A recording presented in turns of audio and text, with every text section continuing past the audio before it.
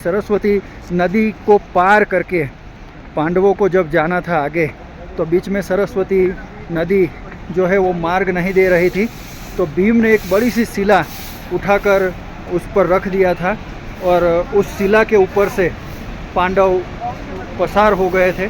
इसको भीम पुल बोला जाता है और ये द्वापर युग की बात है। माणा गाँव में सरस्वती माताનું ઉદ્ગમ સ્થાન આપણે દેખી રહ્યા છીએ। માતા સરસ્વતી અહીંથી નીકળે છે। આ દેખો સરસ્વતી નદી જે નીકળે છે, હા આ સરસ્વતી નદી છે, એનો પ્રવાહ આપણે જોઈ રહ્યા છીએ। સરસ્વતી નદી જે અહીંયાથી નીકળે છે અને હવે આપણે જઈશું ભારતની પ્રથમ ચાયની દુકાન, જે પહેલી ચાયની દુકાન છે, ત્યાં આપણે જઈ રહ્યા છીએ। આ ભીમ પુલ है। अच्छा अच्छा अच्छा। उद्गम स्थल इसलिए बोलते क्योंकि वहाँ जाने का किसी को परमिशन नहीं है, तो वहाँ पे कोई जाता नहीं। सरस्वती नदी है ना वो। हाँ। और क्या है इसका हिस्ट्री? पूरा हिस्ट्री क्या है इसका? स्टार्टिंग पॉइंट यहीं पे मानते हैं तो और सरस्वती ये पहला गांव है बराबर, तो इसके पीछे क्या लग जाता है? चीन चीन लग जाता है, तिब्बत बॉर्डर। तिब्बत और चीन बराबर। ये भीम पुल है। स्वर्गारोहण की ओर बढ़ते हुए इस स्थान पर सरस्वती नदी को पार करने हेतु महाबली भीम ने एक विशाल पत्थर की शिला रख दी थी। वो शिला वो दिखती है वही है ना? तो कौन सी है? यही। अच्छा अच्छा, तो ये हम खड़े हैं वो भीम शिला है। ये देखिए, ये शिला है जिसके ऊपर हम खड़े हैं और इसी शिला को रख के जैसे इसको ब्रिज बना दिया था और ये ब्रिज बन गया था। इसको पार करके पांडव चले गए थे दूसरी ओर। तो ये है माणा गांव। देखिए, हम हिंदुस्तान की प्रथम दुकान पे भी आ गए हैं। चाय भी पियेंगे यहाँ पर। हिंदुस्तान के प्रथम चाय की दुकान है ये हिंदुस्तान की प्रथम चाय की दुकान है। देखिए, ये प्रथम चाय की दुकान है हिंदुस्तान की और हम लोग अभी आ चुके हैं वहाँ पर हिंदुस्तान की प्रथम चाय की दुकान पे। चाय पियेंगे यहाँ पर। ये स्वर्गारोहण मार्ग है। स्वर्गारोहण को जाते समय जलधारा 5 किलोमीटर है और ये स्वर्गारोहण मार्ग है। यहाँ से पांडव को स्वर्गारोहण के लिए जाना था, लेकिन ये सरस्वती नदी जो मार्ग नहीं दे रही थी, तब भीमसेन ने ये जो हम देख रहे हैं, जिसके ऊपर से हम आए हैं अभी, ये जो पब्लिक दिख रही है सामने, वही है भीमशिला, जिसके ऊपर दुकानें लगी हुई है। लोग अभी अपनी बिक्री व्यापार कर रहे हैं और बोर्ड भी लगा हुआ है और प्रथम गांव माणा का बोर्ड लगा है। उसके ऊपर से जो ब्रिज हमको दिख रहा है, वो ब्रिज अभी इसको ब्रिज बोलते हैं, लेकिन वो एक शिला है, पत्थर, जिसके ऊपर से पांडव पसार हो गए थे और भीम ने वो शिला रख दी थी, इसलिए उसको भीम शिला या तो भीम पुल बोलते हैं। भीम पुल, ये वो पत्थर से वो शिला रखने से ये पुल बन गया था और पांडव उसमें से पसार होकर ये स्वर्गारोहण मार्ग जो हम जा रहे हैं, यहाँ से 5 किलोमीटर की दूरी पर है, वहाँ तक ही पांडव जा पाए थे। ये है स्वर्गारोहण का मार्ग। आगे देखते जाएंगे। हो गया। देखिए, ये स्वर्गारोहण का मार्ग है। पांडवों का स्टैचू भी यहाँ पर लगा हुआ है। देखिए, इसी मार्ग से पांडव स्वर्गारोहण को गए थे और ये सरस्वती नदी को देख लीजिए। सरस्वती नदी ऐसे तो यहाँ से अलकनंदा हो जाती है। જ્યારે પાંડવો ભીમ ગાળવા માટે આવ્યા હતા, स्वर्ग की ओर जाता हुआ ये रास्ता।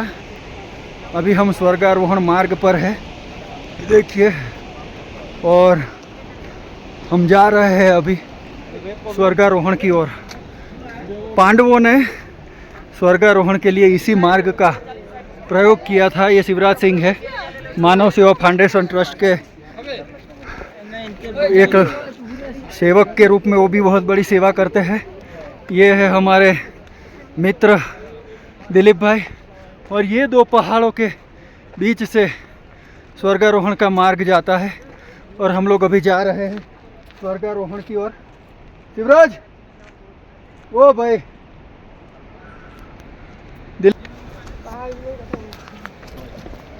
सोचिए, सुनील के पाठी दे अभी हम लोग स्वर्गारोहण की ओर जा रहे हैं। आज से 5000 साल पहले पांडव जब यहाँ आए थे और यहाँ से स्वर्गारोहण की ओर प्रयाण किया था।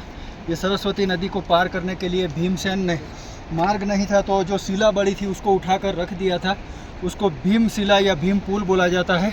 और अभी इतने साल के बाद ये रास्ता इतना दुर्गम है और बोलते हैं कि इसी रास्ते से पांडव स्वर्गारोहण की ओर गए थे और उसमें पांडवों को स्वर्ग में जाने के लिए रास्ता उन्होंने चुना था। पूरा समग्र देखेंगे, व्यू देखेंगे तो देखिए कि आज इतने 5000 साल के बाद ये नज़ारा है। तो उस समय पांडवकालीन समय में यहाँ क्या होगा, ये सोचने जैसी बात है। देखिए ये पूरा नज़ारा देखिए, सामने से सरस्वती नदी निकलती है। सरस्वती नदी का यहीं पर दर्शन होता है, उसके बाद सरस्वती नदी कहीं पर नहीं दिखती है। ये स्वर्गारोहण का मार्ग है और यहाँ से लोग 5 किलोमीटर 7 किलोमीटर चल के आगे जाते हैं स्वर्गारोहण मार्ग पे। और अभी हम लोग उधर जाने वाले नहीं हैं। ये दो पहाड़ों के बीच में से ये रास्ता स्वर्गारोहण की ओर ले जाता है। કેમ આ ચડી ગયો? કઈ જતા જતા અરે સ્વર્ગારોહણ જઈએ છે। સ્વર્ગારોહણ જીવતો જીવત શું કર્યા હતા? પાંડવો તો 5000 વર્ષ પહેલાં સ્વર્ગારોહણ માર્ગથી ગયેલા। અમે આજે 5000 વર્ષ પછી ગયા છે। શ્વાસ ફૂલી ગયો? હા। કેટલા કિલોમીટર છે હજુ? 6 કિલોમીટર। તે શું વિચાર છે?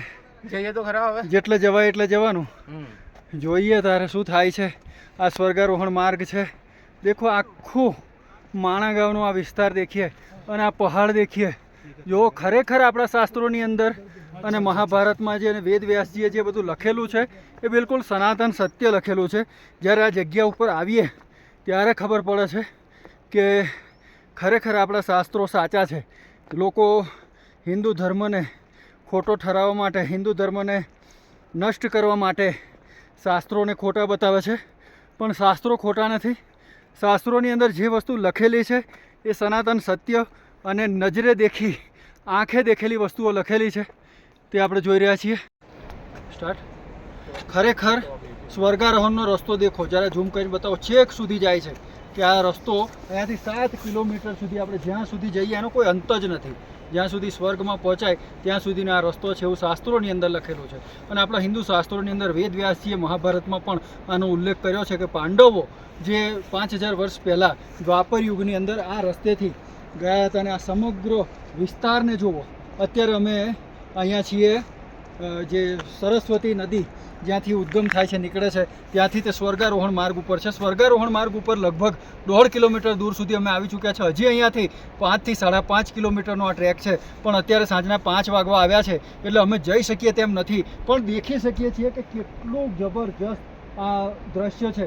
જિંદગીમાં એક વખત ચોક્કસ આવવું જોઈએ, ગમે તેમ કરીને આવવું જોઈએ। અહીંયા આવવું ઘણું જ કઠિન છે અને એવું કહેવાય છે કે ભગવાનની દયા હોય ને તો જ આ જગ્યા સુધી પહોંચી શકાય। આ બધો જે કેદારનાથ, બદ્રીનાથની અંદર ભગવાન બદ્રીનાથ નર અને નારાયણ જે પર્વત છે એની વચ્ચોવચ બદ્રીનાથજી બિરાજમાન છે અને એને આ પૃથ્વી ઉપરનું વૈકુંઠ કહેવામાં આવે છે બદ્રીનાથ ધામ એટલે। અને બદ્રીનાથ ધામથી લગભગ 6 કિલોમીટર માણાગાંવ છે, જે ભારત, ચીન અને તિબેતનું જુદા પાડતી બોર્ડર છે।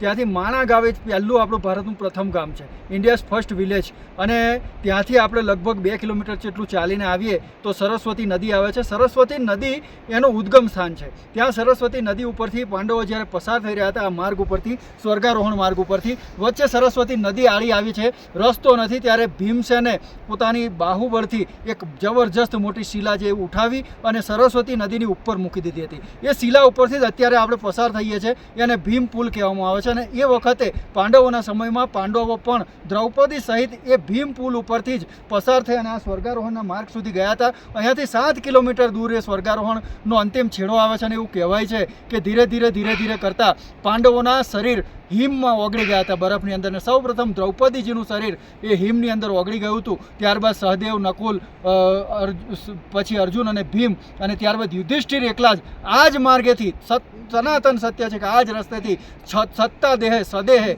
યુધિષ્ઠિર સ્વર્ગ સુધી પહોંચ્યા હતા, અને સાથે પોતાની સાથે એક કૂતરાને પણ લઈ ગયા હતા. એક કહાની, એ જે ઇતિહાસ છે આપણા શાસ્ત્રોની અંદર લખેલો છે, એ આ શાસ્ત્રોના મહાભારતના કથા પ્રમાણે અહીંયાથી આપણે આજે રસ્તો જોઈ રહ્યા છીએ, છેક સ્વર્ગારોહણ સુધીનો માર્ગ છે, અને એ માર્ગ ઉપર અત્યારે આપણે ઊભા છીએ. અહીંયાથી આગળ અમે જવાના નથી, પરંતુ તમને બતાવી દઈએ સમગ્ર ચોફેરનો નજારો જોઈ લઈએ કે આ જે માર્ગ છે, આ જે જગ્યા છે, ત્યાં સાંજ પડતા બરફ જામી જાય છે. અને હમણાં તો અત્યારે જો ઓક્ટોબર મહિનો છે, પણ શિયાળાની અંદર ડિસેમ્બરમાં તો આખો વિસ્તાર બરફથી આચ્છાદિત થઈ જાય છે, બરફથી છવાઈ જાય છે. અને આ પહાડો પણ આપણે જોઈ શકીએ છીએ કે કેટલા મોટા મોટા અને દુર્ગમ પહાડો છે. આ બે પહાડોની વચ્ચેથી પસાર થઈ અને લોકો સાહસ કરી અને છેક સુધી જાય પણ છે સ્વર્ગારોહણ સુધી. તો અમે તો અત્યારે અહીંયા સ્ટોપ કરી રહ્યા છીએ. તમને જો વિડીયો ગમ્યો હોય તો લાઇક કરજો, શેર કરજો, અને channel dB live Ghoghamba news network, એટલે કે આપણી પ્યારી પસંદગીની ચેનલ ડીબી લાઈવ ઘોગંબા, જેમાં તમામ પ્રકારના ન્યૂઝ, અનેક અવનવી વાર્તાઓ, કહાનીઓ, લોકોના ઇન્ટરવ્યૂ, વિશેષ વ્યક્તિઓના ઇન્ટરવ્યૂ અને જાણવા જોગ બધી જ માહિતીઓ અને ફરવાલાયક સ્થળો, શાસ્ત્રની અંદર વર્ણવેલી જગ્યાઓ અને ઐતિહાસિક જગ્યાઓની વિડીયો આપણને જોવા મળશે. તો ડીબી લાઈવ ઘોગંબા ચેનલને જરૂર લાઇક કરજો. આ વિડીયોની અંદર સહકાર આપવા બદલ મારા મિત્ર દિલીપભાઈ સોલંકી, સાથે સાથે ભાનપુરાના શિવરાજસિંહ સોલંકી અને મોટાભાઈ કન્યાલાલ ભાટિયા, અમે ચારેય લોકો અહીંયા ઘોગંબાથી નીકળી અને માણાગાંવ, બદ્રીનાથ માણાગાંવ અને સ્વર્ગારોહણ સુધી પહોંચ્યા છીએ. આપ સૌનો આભાર.